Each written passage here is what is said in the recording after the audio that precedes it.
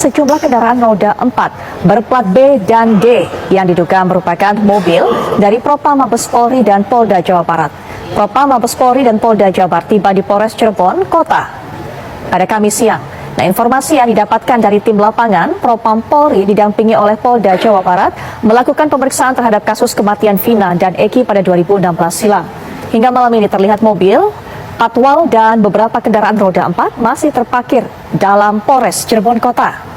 Halo, assalamualaikum warahmatullahi wabarakatuh. Jumpa lagi di channel Mesja Visa. Pada video kali ini saya mau berbagi informasi seputar kasus pembunuhan Vina, yang mana Kapolda Jawa Barat disambangi oleh Propam Mabes Polri kemarin pada tanggal 6 Mei tahun 2024 dan diterima langsung oleh Kapolda Jawa Barat ya. Dan kasus Vina ini mendapatkan tanggapan yang serius dari Mabes Polri sehingga diterjunkan Propam dari Mabes Polri, dan kasus ini mendapatkan tanggapan dari Bunda Widya, dari pengacaranya si tersangka. Yuk, seperti apa videonya? Langsung saja menuju ke TKP. Let's go! Dari kelima terpidana kasus Vina mencabut keterangan BAP-nya. Begini alasannya. Baik, terima kasih. Inilah yang perlu kami jelaskan supaya tidak simpang siur nanti pemberitaan di media. Bahwa ketika klien kami ditangkap, sebelum kami ditunjuk sebagai kuasa hukum oleh orang tua daripada almarhum namanya Rudiana, waktu itu dia bertugas di Sat Narkoba Polres Kota Cirebon, itu tidak diserahkan ke unit reskrim, tetapi dibawa ke kantornya dia, ke ruangannya dia di unit narkoba. Maka di sanalah mereka diperlakukan tidak manusiawi, dipukulin dengan berbagai cara, dengan tuduhan-tuduhan seolah-olah mereka melakukan pembunuhan. Dan secara gamblang bisa dilihat di berbagai media ada foto-foto mereka yang sudah babak karena mereka tidak tahan siksaan yang dilakukan oleh kepolisian Resort Cirebon Kota. Akhirnya mereka pasrah dengan kondisi apapun asalkan mereka tidak disiksa lagi. Itu kira-kira awal daripada sejarahnya.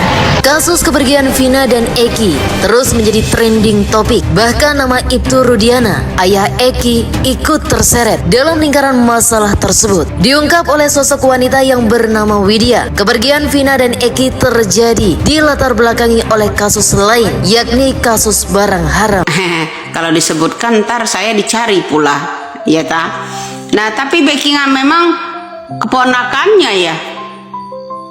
Kemudian yang satunya masih saudaranya, yang satunya masih keponakannya katanya kan. Nah, jadi mudah-mudahan si gendut itu ya, seorang oknum polisi itu ya bisa membuka suara. Jangan kerjasama dengan Ibtu Rudiana. Saya harap semoga oknum polisi tersebut bisa membuka kejujuran, jangan melindungi walaupun keponakan atau masih saudaranya, ya kan? Banyak hal yang janggal ketika ditanya wartawan, ya kan? Seperti itu kan? Kasus ini makin mencuat, tapi kok Kapolri juga nggak unjuk taring tentang penanganan ini yang serius, dan perintah Bapak Jokowi untuk Kapolri juga nggak kenceng, ya kan? Ada apa sebenarnya gitu ya? Termasuk presiden kita jadi kendor. Pengacara yang kemarin bener-bener katanya mau lapor jangan menghalangi itu, tapi kok sekarang kendor. Tadinya garang, kok sekarang kendor gitu. Ada apa ini semua ya? Lama-lama kasus yang namanya korupsi tenggelam ini juga nggak selesai gitu ya. Cobalah Bapak Kapolri ya unjuk taring ya, injek gas nih ya sedikit. kok presiden kita sepertinya ada yang ditakuti gitu. Karena apa? Ya seharusnya kan seorang presiden juga memerintahkan tuntaskan seperti ucapan Jokowi pada waktu kasus Sambo. Nah seharusnya seperti itu kan. Ya kok malah semakin kesini semakin kenceng dilindungi gitu. Malah ada yang mengganti nama, ya kan? Nah apa kabar tuh keponakan kita yang masih di Taruna, ya begitu, ya kan? Nah sampai di situ dulu. Mudah-mudahan ya orang yang komen itu juga paham. Mudah-mudahan orang yang melaporkan saya itu juga ya besok ditandai Tuhan, ditandai Allah, karena dia jahat sama saya. Bisa jadi dia nyungsep God tuh besok. Salam waras. Di sisi lain, Polres Cirebon Kota terpantau menerima kedatangan pejabat Propam Polri yang didampingi Polda Jabar. Di tengah pengusutan kasus kepergian Vina dan Eki 2016 silam, beredar informasi bahwa ayah almarhum Eki, Ibtu Rudiana, tengah diperiksa di Polres Cirebon Kota pada hari Kamis 6 Juni 2024. Nah itulah bro ya, makanya saya bilang ciri-ciri kasus yang ditunggangi ya ini nggak akan selesai-selesai. Udah 8 tahun itu harus sampaikan loh ke telinga Bapak Jokowi. Ini ciri-ciri yang namanya kasus yang ditunggangi oleh pejabat, ya, ditunggangi pejabat untuk menyelamatkan pejabat. Ya sebenarnya siapa korbannya? Anak pejabat. Agar kenapa seorang yang menangani kasus tersebut ya terkecoh dengan kasus pembenehan beramai-ramai, ya kan? Padahal orang tersebut selalu dekat dengan anak-anak para pejabat itu, termasuk dengan geng motor, ya kan? Selalu ada selfie-nya orang tersebut. Kita bukan mengada-ngada ya. Jadi masih ingat ya, semuanya ya masih ingat lah ya seorang kombes yang namanya Purwanti pada waktu itu ya, bandar narkib tersebut. Nah itu bro ya, jadi makanya saya bilang jangan terkecoh kalian, terkecohlah dengan suap menyuapnya ya. Inti dari semua itu hari ini saya beranikan diri ya berbicara. Kenapa ya kita ya rilis kembali soal dulu ada bandar yang namanya Corby di zamannya SBY, lolos pulang ke Australia, tidak dikenakan hukuman apa-apa di negara, ya kan? Nah seharusnya is dead kan. Nah itu bro, itu salah satunya di zaman SBY berkembang biaknya bandar-bandar ini ya, sampai sekarang udah mendaging, udah keenakan, ya kan? Nah kedua yaitu yang namanya itu Rudiana, bapaknya Eki ya, mengetahui ini kasus bandar ini ya, maka anaknya lah jadi sasaran. Kenapa beliau juga minta kasus itu ditutup? Sebenarnya memang nggak ada kaitan karena anak-anak geng motor itu dibayar, ya kan? Tapi kunci salah satunya orang yang menangkap Peggy Setiawan palsu kemarin, salah satunya yang berjenggot itu orang suruhan ya, orang suruhan. Itu dijamin kalau saya ya, itu orang suruhan. Ya orang suruhan yang membayar geng-geng itu, dan makanya matanya Vina ditutup. Kenapa? Agar tidak mengetahui orang tersebut, ya kan? Terus kemudian ada almarhumah Eki itu mendengar sebutan nama dia, mendengar sih sebenarnya ya, dia mendengarkan itu, telinga Vina juga tahu. Coba ya, telinga Vina, telinga Eki itu tahu orang nama samaran itu namanya pertamanya Aldo. Jadi saksi-saksi ya, tipi-tipiwan awak-awak media yang mewawancarai teman-temannya anak-anak bupati ini percuma, mereka berbelit-belit. Ini orang-orang ini menerima sogokan semua dari bandar, ibu, bapak ya, sogokan dari bandar. Bahkan saya mengangkat pembicaraan ini, bahkan saya sendiri terancam mungkin ya, meren ya gitu ya. Tapi mudah-mudahan Allah selalu melindungi saya. Jadi inti dari jam berapa tadi ya? Subuh ya, saya ini tanggal 1 Juni 2024 ya. Mudah-mudahan dari live streaming saya nanti malam ya itu kalau ada waktu ya, mungkin paling lambat-lambatnya saya Senin malam Selasa gitu aja kita rilis di yang namanya YouTube ya, channel saya Dagelan Politik itu ya. Jadi mudah-mudahan ya Presiden bisa menguak ini. Saya harap Kapolri di tahun 2010 sampai 2016 itu dipanggil kembali, yang menjadi Kapolresnya, yang menjadi ininya ya. Memang betul di geng motor itu hanya anak-anak tongkrongan, kan denger nggak itu kata Vina itu ya kan, anak-anak tongkrongan bukan geng motor ya, nongkrong bareng-bareng, hanya sekedar nongkrong.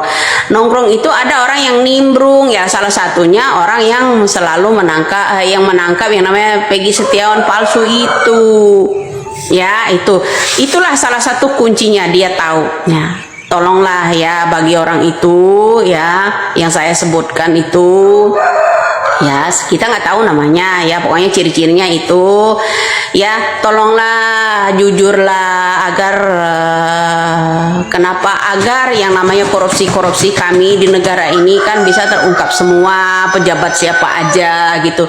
Jangan di saat-saat Hotman Paris nih ya, di saat-saat negara kita menangani korupsi besar-besaran ini diangkat kembali agar mengecohkan itu ya kan, agar mengecohkan loh ini ya, di saat ini ya, kasus ini ya, kasus Vina ini ya, agar mengecohkan yang namanya korupsi juga, suap menyuap ya kan. Nah terus mungkin Susno Duaji juga tahu ya kasus ini ya, coba ya. Kala itu kasus orang masalah siapa tuh yang di pesantren, siapa itu yang namanya kemarin itu yang kita ituin, nah itu salah satunya ya, salah satunya.